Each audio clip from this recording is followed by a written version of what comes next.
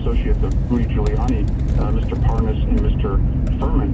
It was in the summer of 2018 that they had made their six-figure contribution to the Trump Super PAC and the Republican Super PAC organizations, and that's the same time that all of these rumors started to swirl. And so, understanding whether there was a connection between their contribution and then the President of the United States now having this unfounded belief about our ambassador is something that we would want to find out. I know that those two men you referenced who were associates were on the list of witnesses the Congress was hoping to call, which prompted to ask the additional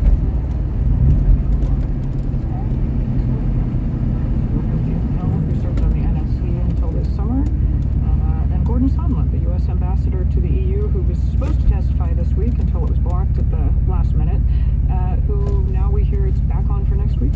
Yeah, well, we're still seeking their testimony, and we believe that if they want to, help our investigation, be patriots, that they will show up and honor the request and not follow lawless orders from the president.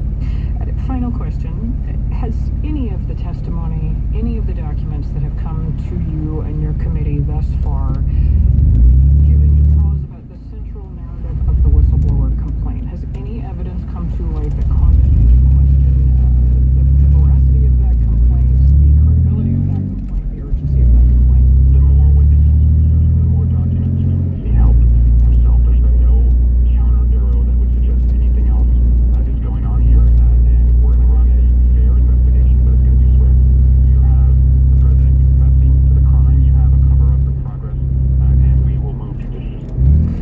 California Democrat Eric Swalwell is member of the House Intelligence Committee, and he joined us having just stepped out from the testimony of Marie Yovanovitch today. Congressman, thanks so much for your time. Thank you. And for some context on that conversation recorded earlier today, we have NPR's congressional correspondent Susan Davis, who was listening in. Hi, Sue. Hey, Ari. What stood out to you from that, from Congressman Swalwell there? One thing I think is interesting is we know that Democrats are almost unanimously on board for this impeachment inquiry, but the question of whether they bring forward articles of impeachment still seems to be an open question. But not when I'm listening to Democrats like Eric Swalwell in the end there, who seems fairly conclusively in his mind that articles of impeachment are all but certain. It hasn't been announced, but that the House seems more and more likely, as they have over this 2-week break where they've been conducting this investigation, certainly move closer in that direction. Reminds me of something Adam Schiff, chairman, said a couple weeks ago. We already have this moving on. Exactly. I think that the question that Democrats have now is, and by the standards that the Speaker has met, is does the public support them, and do they have enough case to make to the public? A lot of Democrats think they already have the facts that they need to make the case for impeachment, including the White House efforts to obstruct the investigation going on Capitol Hill. Are Democrats willing to take that step if they don't believe that the public's behind them is one of the questions we're going to be watching. And are you getting a read on how Republicans are responding to this testimony they heard from Ambassador Yovanovitch today? Well, and as he's discussed, a lot of this is happening behind closed doors. We do know a lot of Republican staff for the 3 committees involved are allowed to question witnesses. Members are allowed to attend, although it's been a mixed bag of who shows up and who does not. Republicans have really been upset with this process, and they've echoed the White House. They've said that, in past impeachment proceedings, the full House has called for a vote to sort of structurally, formally make the inquiry happen, and in certain cases in the past, give the minority rights, like powers to issue their own subpoenas. I don't think Democrats are likely to give Republicans subpoena power in this investigation, but it has certainly give Republicans a talking point to sort of attack the integrity of the investigation. And I think in sort of the war of public opinion, make a case to the public that this is kind of game from the start, that Republicans haven't been given the kind of input that past minority parties have been. And Sue, this is great news here. I just want to jump in and ask your take on one thing that Congressman Swalwell will be there. We're talking about the two Giuliani associates arrested this week, like Parnas and Furman. He was talking about 15 contributions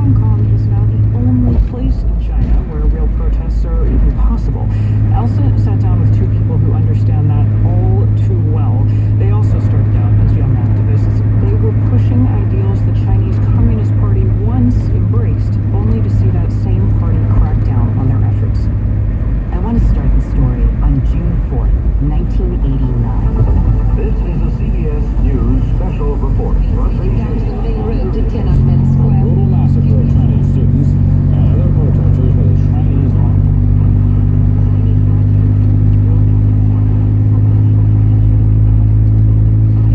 Pro-democracy demonstrators after weeks of protests. We met two people in China whose lives shifted course after Tiananmen. Two people who would dedicate themselves to activism in the years that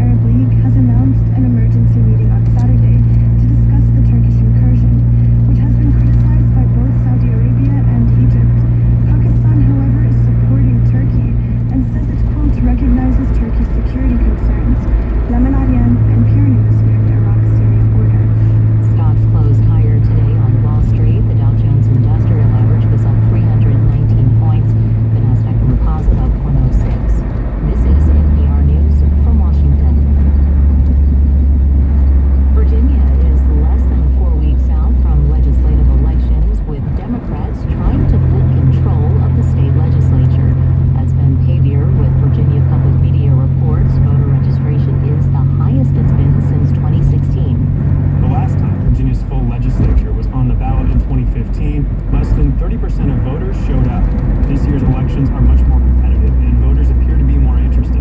Voter registration numbers through September are on par with last year's midterms, which usually have much higher turnout, and they're up nearly 60% from elections in 2015, with especially strong gains in voters under the age of 25.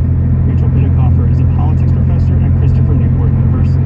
These factors are all suggesting Democrats are going to have a good day. For NPR News, I'm Ben Pavier in Richmond. Emergency crews are working against high winds and dry conditions as they try to contain a 7,500-acre wildfire that's burning in northern Los Angeles. The Saddle Ridge fire, which has forced the evacuation of tens of thousands of people, is about 13% contained. East of Los Angeles, fire crews are battling a blaze in Riverside. The Sandalwood fire has grown to more than 800 acres. Officials say dozens of structures have been damaged or destroyed. Recapping stocks on Wall Street, the Dow up 319 points, Nasdaq up 106. This is NPR News from Washington. It's 5:34. You're listening to All Things Considered on 89.3 WFPL. I'm Jonice Franklin. Good Friday to you. Thanks for tuning in. Coming up in 10 minutes, we'll have this week's edition of Kentucky Politics Distilled. Support for 89.3 WFPL comes from Passport Health Plan and Passport Advantage, serving Medicaid and Medicare special needs members throughout Kentucky. More information at passporthealthplan.com/together. Passport Health Plan, we do life together. From the Garvin Gate Blues Festival this weekend at Garvin and Oak, featuring Billy Flynn and the Blues Review with Bucket Wallace Coleman, Hazel Miller Band, Screaming John, and T.D. Linden more. Music starts at 6:30 today, 2 on Saturday. Complete schedule at GarvinGateBluesFestival.com. 75 degrees currently in Louisville. Rain expected tonight. Sharply falling temperatures. A low right around the low 40s. Sunny, much cooler tomorrow with a high of 60. Mostly sunny on Sunday, a high of 70. It's 5:35 at WFPL. Support for NPR comes from this station and from Tire Rack, family owned and operated for 40 years. Since 1979, Tire Rack has been committed to helping people find the right tires for their vehicles. More at TireRack.com. From American Jewish World Service, working together for more than 30 years to build a more just and equitable world. Learn more at ajws.org. And from the John D. and Catherine T. MacArthur Foundation at macfound.org. This is All Things Considered from NPR News. I'm Mary Louise Kelly. And I'm Ari Shapiro. Staff members at NBC News are upset at their leadership this week after more detailed allegations emerged involving the firing of Today co-host Matt Lauer. Lauer was dismissed nearly 2 years ago after what was then described as inappropriate sexual behavior with a subordinate. Now a new book, Catch and Kill, reveals the identity of the woman who made the complaint, and she says Lauer raped her at the 2014 Olympics in Sochi, Russia. The book is by former NBC News reporter Ronan Farrow, who also alleges that NBC executives caved to pressure from Harvey Weinstein to stonewall Farrow's reporting on the Hollywood mogul. Our own Weekend Edition Sunday host Lulu Garcia-Navarro sat down with Ronan Farrow earlier today to talk about the book, and Lulu's here with a preview of that interview. Hi. Hi.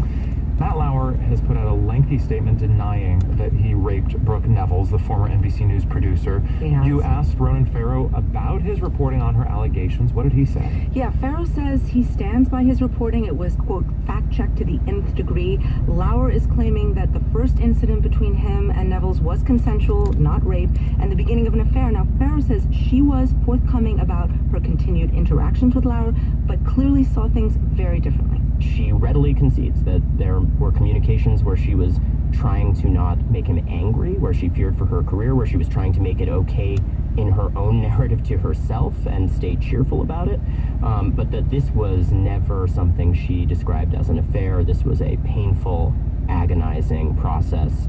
Farrow says Lauer's behavior towards women at NBC was an open secret.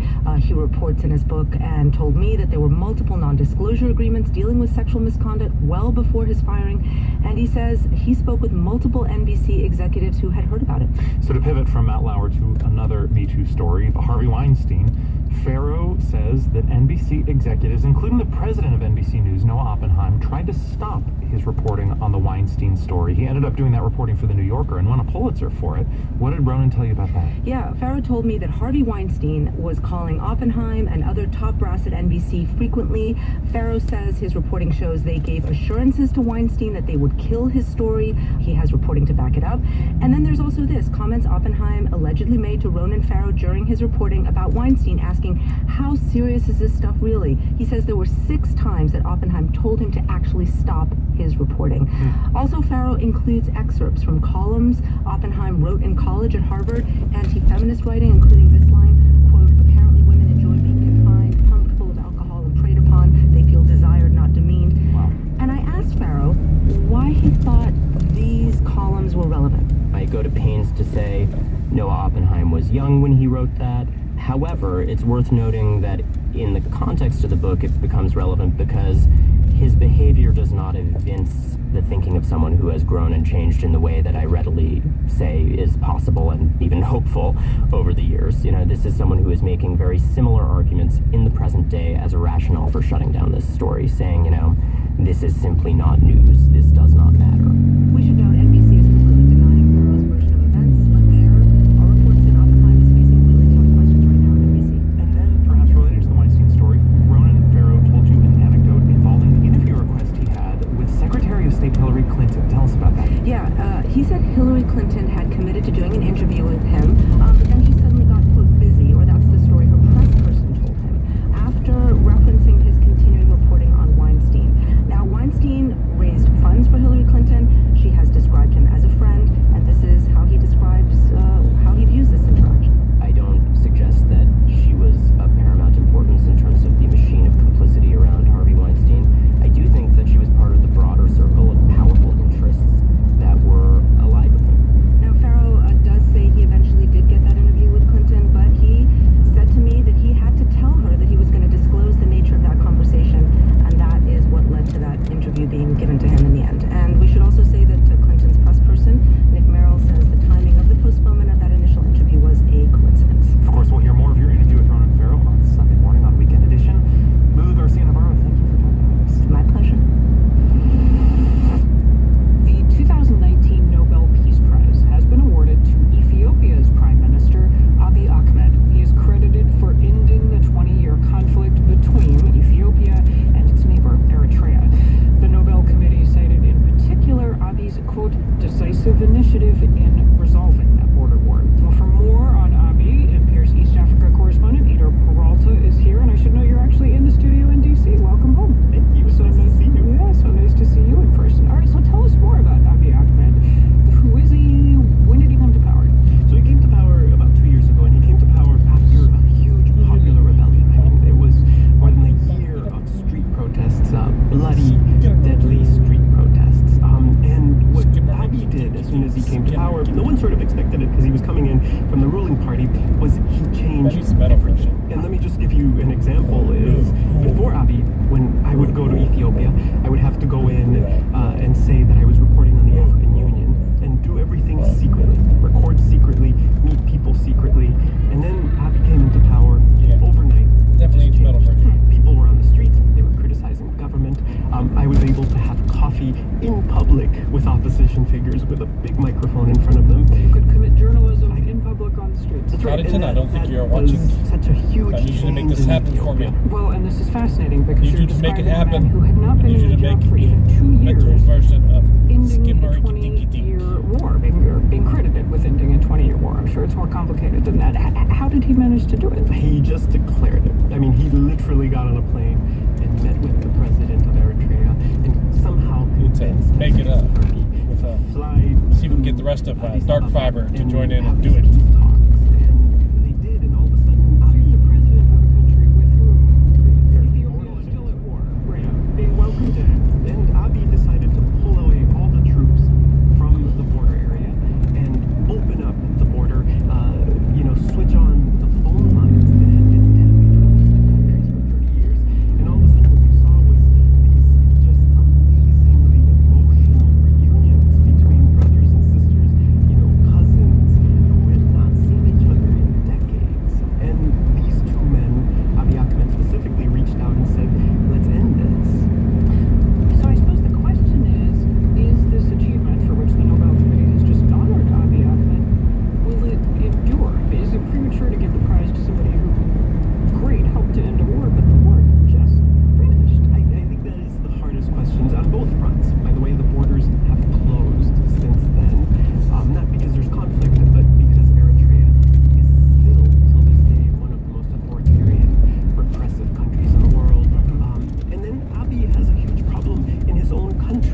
that it's just being split apart by ethnic violence. I mean, there have been more people displaced in the past 2 years from fighting in Ethiopia than there have been in Syria. And Abiy is this kind of inspirational figure, but he has been unable. If I end up to there with no inspire cars his behind me, people I totally to let the stop other people fighting go. amongst each Just like other. keeping up with cars And behind me. one political analyst I spoke to today said that what this prize does is it allows him to try and mend this country once again. That is NPR's East Africa correspondent Eder Peralta talking about Ethiopian Prime Minister Abiy Ahmed, who today was awarded the Nobel Peace Prize. Thank you, Eder. Thank you,